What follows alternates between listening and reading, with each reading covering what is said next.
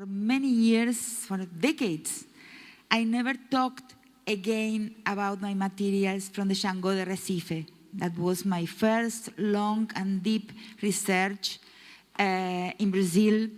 And I never went back to talk about it, about my book written on that, because violence against women was my topic. I mean, it was demanded to me all my efforts afterwards. So I am very happy today because I can address this topic and what I learned from the people of the Xangô cult in Recife, which was in my life as a kind of a second birth. I could say that I was born again, not Christian, but I was born again African in a way, in that very, very long field work I did in the religious cult, in the religious environment in Recife, in Brazil, in the northeast, at the north of Bahia. So I wrote, and I think you can project it in English for the people. Okay. I am talking to you today in a moment in which we are shaken by the Brazilian elections. As you surely know, a candidate that defends torture and death for his political opponents treats black people as animals, truly, he said that, and promotes a hatred towards women, Indians, African descendants, and people with dissident sexualities, was yesterday the winner of the presidential elections of a country of more than 200 million people, the fifth largest country on earth, approximately the size of the whole Europe, and the biggest continental contiguous country in the Americas, bigger than the US without Alaska. In that country, people voted for president, a man who says, I defend torture. This country will only change with civil war, killing some 30,000 people. And that happened yesterday. So he opened the gate for people to kill each other. And that is exactly what started yesterday night happening there. People shooting in the streets to celebrate the result of the election. So after that, I changed a little bit. Due to this tragic circumstance, I decided to change the route of my presentation to remember Luzinha, to tell you a story of Maria Lúcia Felipe da Costa, Mãe Lu Omitogun Iemanjá Oguntemi.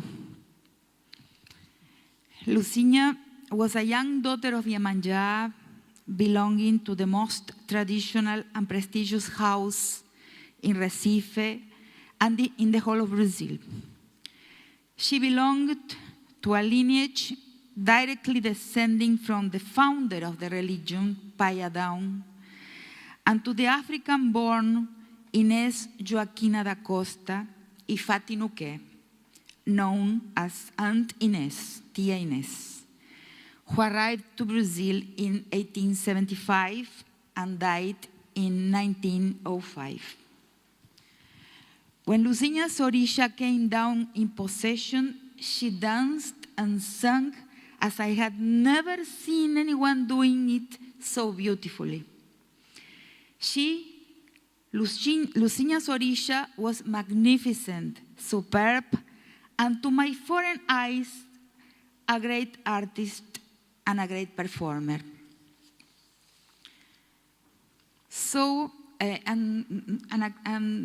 must say here, including, it's not written down, that in this religion, the pantheon of gods and goddesses, and that was what I was studying there, and that was the topic of my PhD when I started to go there at 24 years old in 1976, and I finished my fieldwork in 1980. So I was there and lived there for many years together with these people.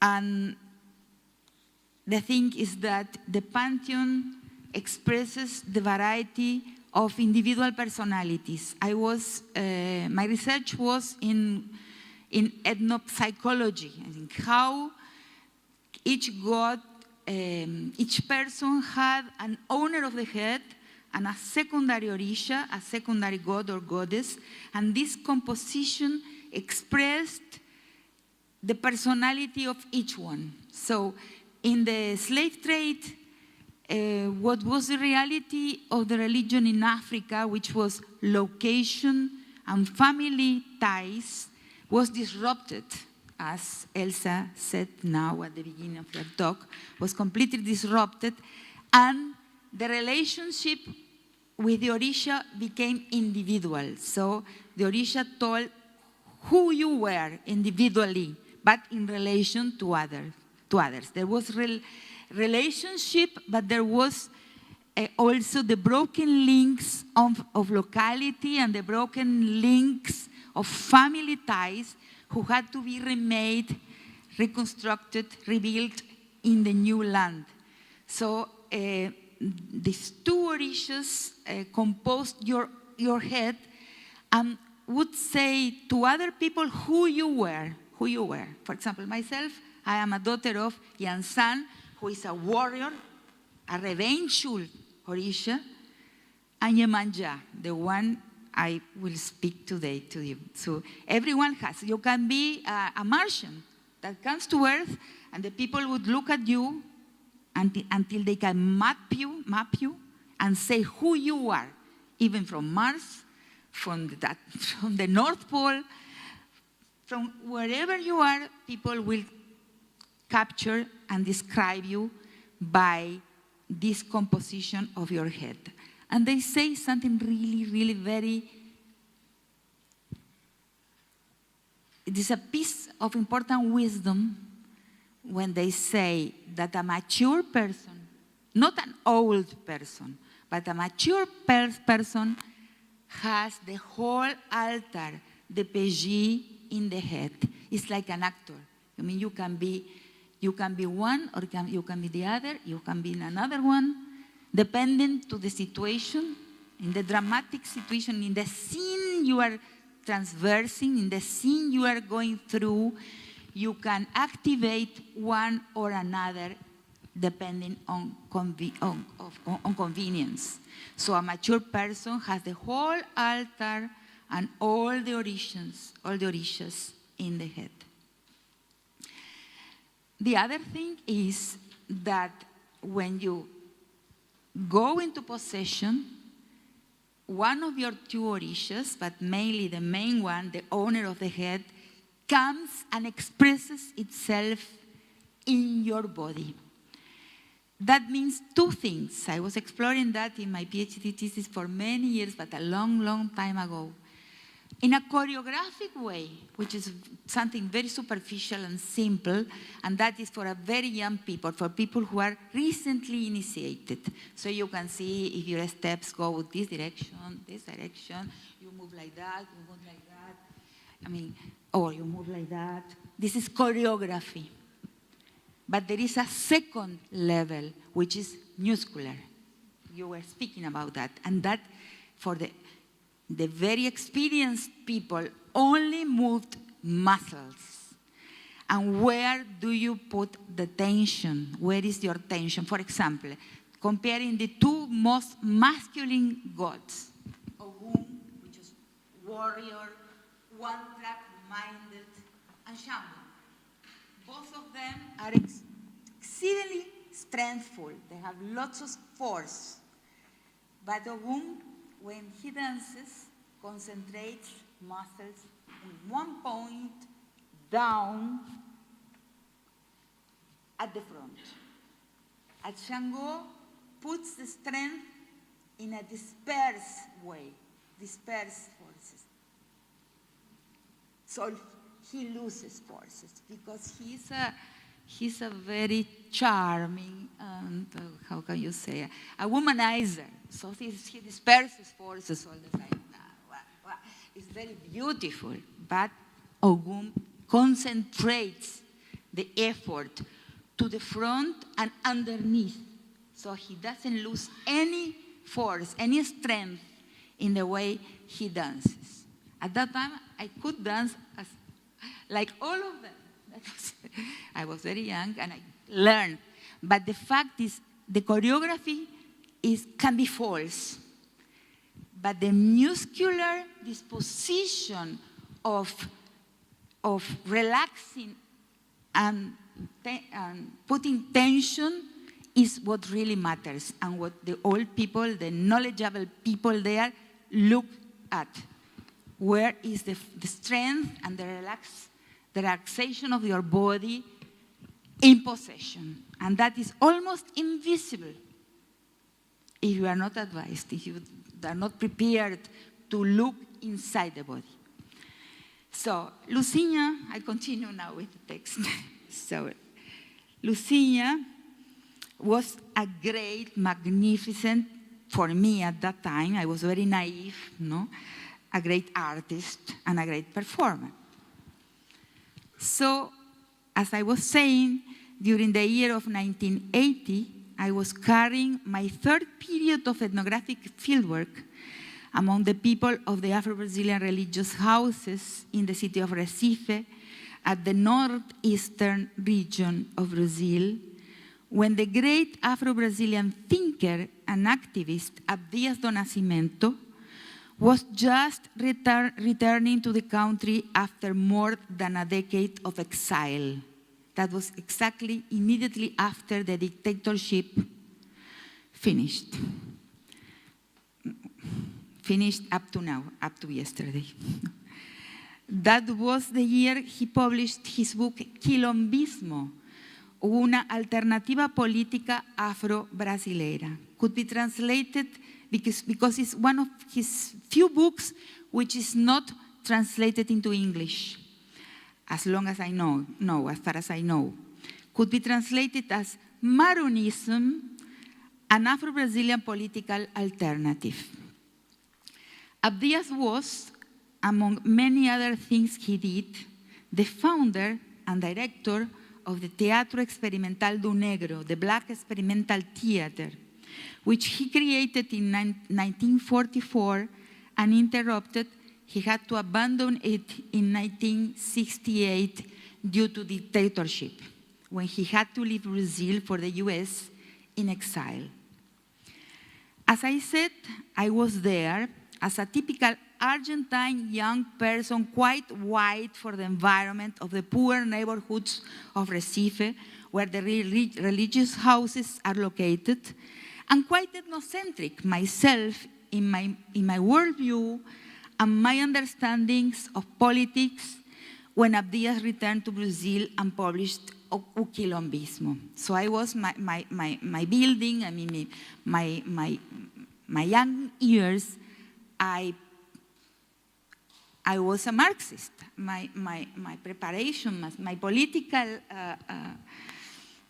perspective was a Marxist perspective from Argentina, from the years, the 70s in my country. Then I traveled to downtown. I bought the book and went back to the site of my research and looked for Lucinha. When I found her, I gave her the book and I told her, this is what you have to do. You have to become militant against racism. And you have to use your performance abilities, which you learned dancing for your orishas, to do black theater and struggle for your rights. This is an Argentine mentality. So, I'm Marxist. But to my surprise, Lucinha looked at me furious, in anger, offended. And at that very moment, I was about to lose my access to her community and my whole fieldwork. Then she said, "This is my spirituality. And never, ever I would change it for any politics, as you said." I wrote on that in a very old paper now called Citizenship, Why Not? Citizenship. State and Society in Brazil in the Light of the Afro-Brazilian Religious Discourse. This is a paper I wrote.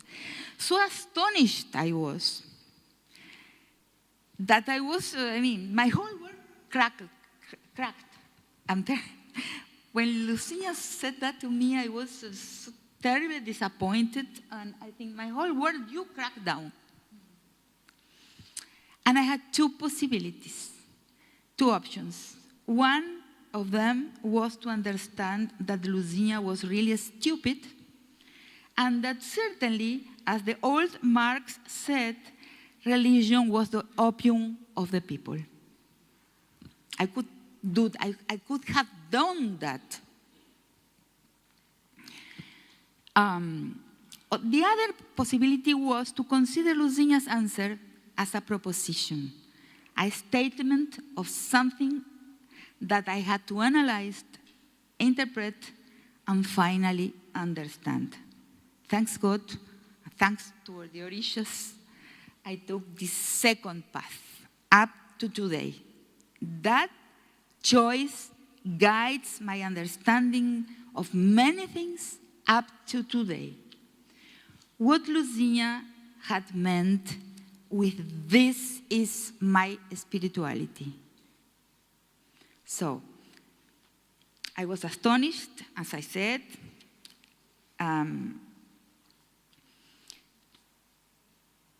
I repeated this. Oh, wow. Well, sorry.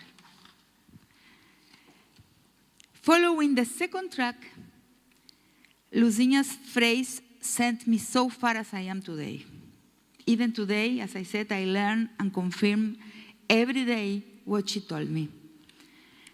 That day, after almost 30 years, I am after that. But I believed her, and that is what is important.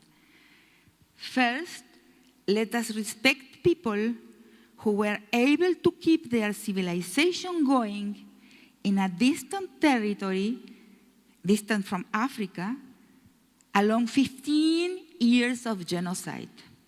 They remained alive, and they have their civilization going on. They must certainly have an strategic intelligence, because there are many people in Latin America who certainly have this strategic, as you said that in another way, no? Certainly those people and indigenous people have a very clever strategic intelligence, because they were able to survive to 500 years of genocide there in Latin America as a people.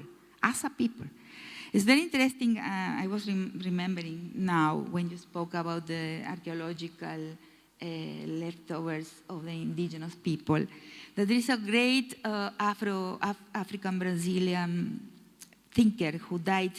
She died early in her life. It's a pity, because she was really wonderful, who speaks about Americanity. She says, in Latin America, we are American, which means the deep link in between the strategies of survival and the bonding,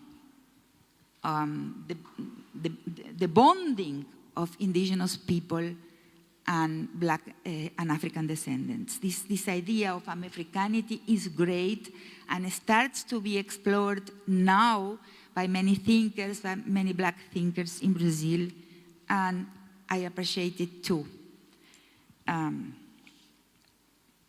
So, spirituality must be political in another way, I thought. There is a politicity of spirituality, because allowed people to remain as a people without deserting from being a people for so long. So, this is another way of being political, certainly a long-term understanding of politics. Political identities, multicultural political identities, were nothing in this long-term politicity. And I wrote a lot about that afterwards in a whole book called The Nation of Its and Its Others, where I criticize multicultural political identities from the point of view of the Shango cult. I mean, multicultural political identities in an Anglo paradigm of race and politics are shallow, really, short-term ways of looking at politics in comparison with this politics embodied, which was Luzinha's understanding of politics and embodied politics, a politics that could be done, really settled in the body and expressed in the body, and the singing as well. Here, in such a context, spirituality is in the bodies. And the cosmos is embodied. Spirituality is material, and materiality is spiritualized. So, the main question was this, and it is important up to now. That is why, in the context of the present, of the very present, in the context of yesterday, I wanted to tell you this story. Because my problem was, the question is, why she did not accept the state theater, the state arena, the public sphere arena, and its proposed scene of politics, political identities, rights, and resources offered by the state. Why she opted to remain into what I called a community with half-open door. So I speak a lot. From that day, I learned this. Communal people, and this is true for African descendant people and the African descendant religion, and it's also true for indigenous people, they have a way of being which I called community or communal life with half-open door. I mean, if the state passes through and offers resources and rights, they have opened the door, put the hands outside, took the rights and the resources, bring it inside as a devolution, state returning something from what it took, and close the door as soon as possible. So there is internal interlocutionary field among them, among the people, and there is not talk to the state. You said that. That's very. I am very happy that you said that in another way. I think you don't talk to the state. You are not subaltern people. There is not an idea of subalternity as it is from Indian thinkers, for example. And Quijano's thinking, which is an author in Latin America, just died very recently, 2 months ago. I think he died like your marvelous author that was presented here. What is he called from Africa? Aníbal Quijano died 2 months ago. And he was very much into the idea that there is no subalternity, because subalternity is possible only when your main interlocutor is the white, is the state. Then you are subaltern.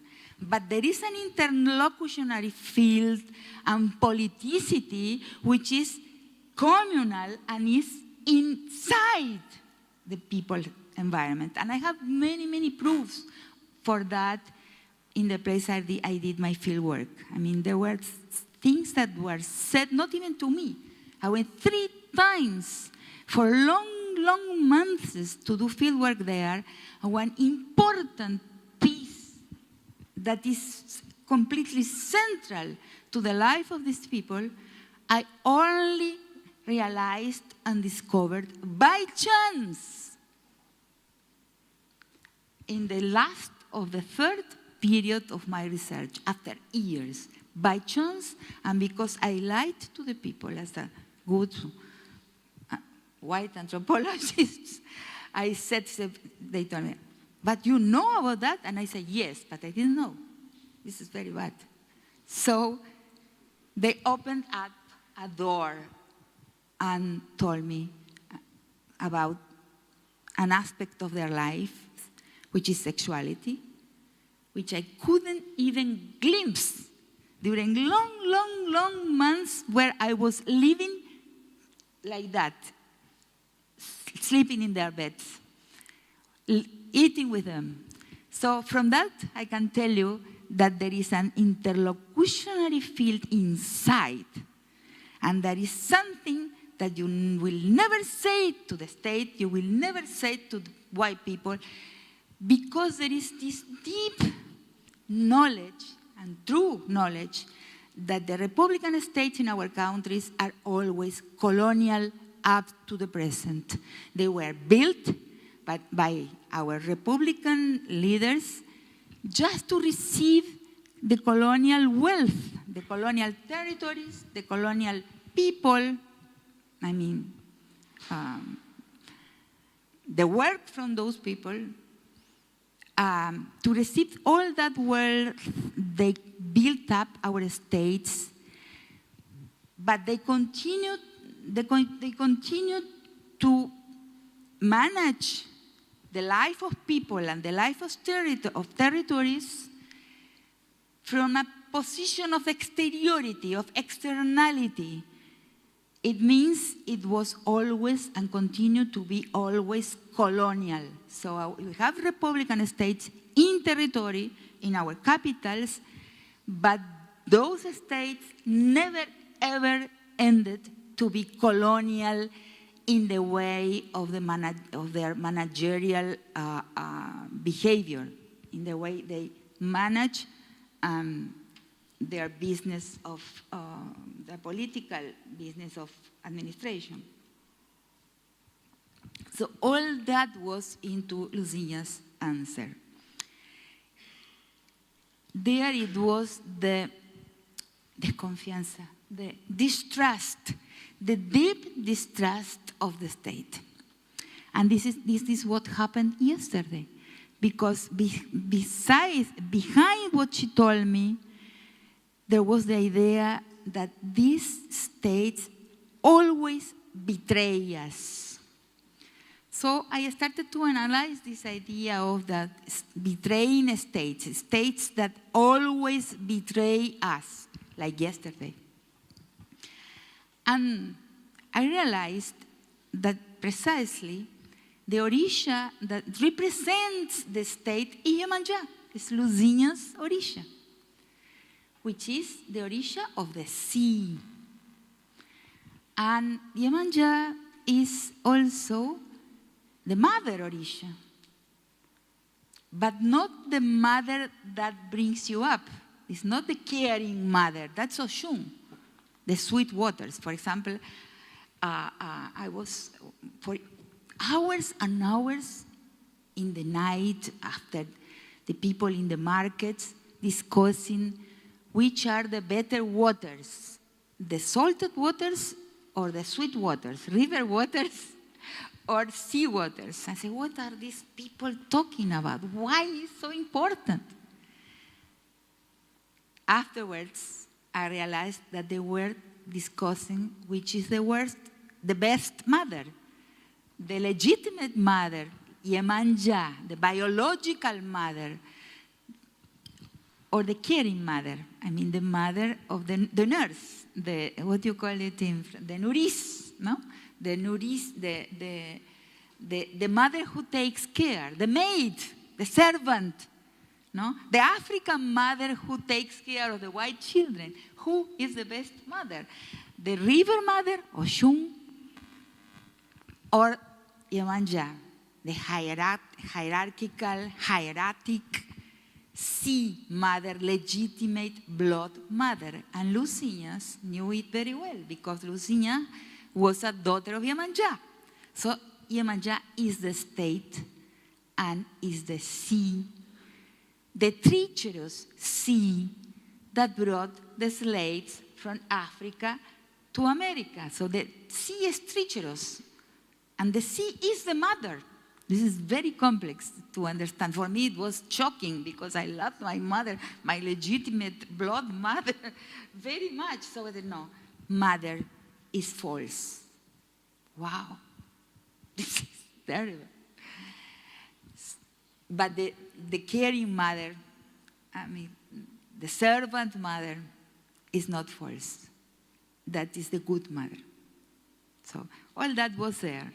So why can I say that Yemanja represents the state? Because Yemanja, this false mother, this hierarchical, hieratic, smiling, polite mother, it's very polite.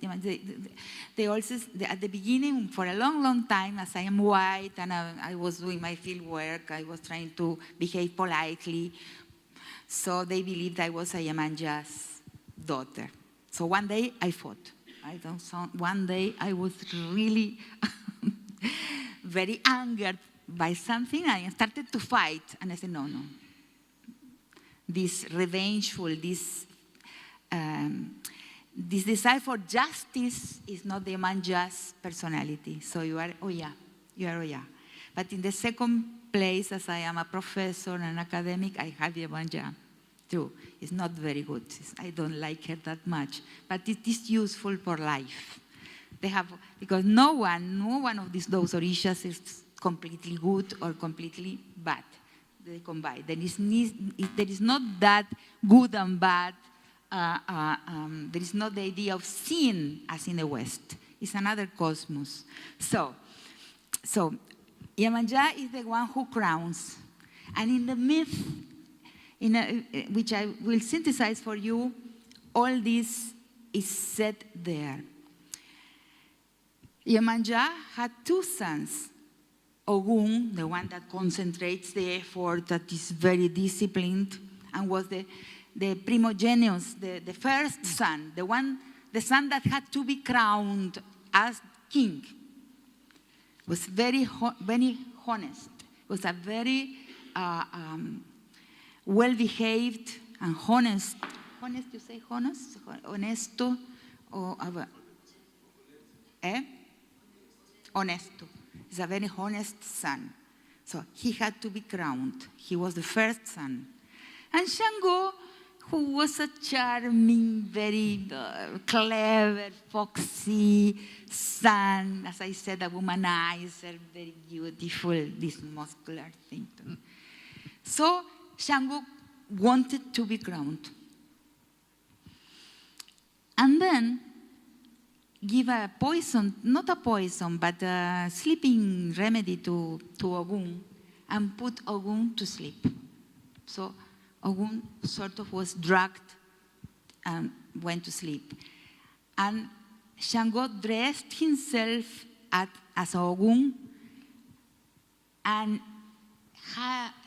in hiding presented himself to Yemanja. So Yemanja crowned the wrong son. Crowned Shango and did not crown Ogun. After a minute, after a while, she realized that she had committed a very indecent, she was committed a mistake, an unfair thing. She was unfair to crown the son who was not the first son and the responsible one. And then there is this conclusion to this myth. She didn't want anarchy. So she preferred lie to anarchy. You understand? It's terrible. So she chose to lie and to continue in lying to people, not to spread, not to have anarchy in society. So that is Yemanja. The state, that is the state. State will sacrifice absolutely everything, even truth, not to have anarchy going on, to control life, to control people, to control society. Everything is set in myth. It's something extraordinary, it's something extremely sophisticated.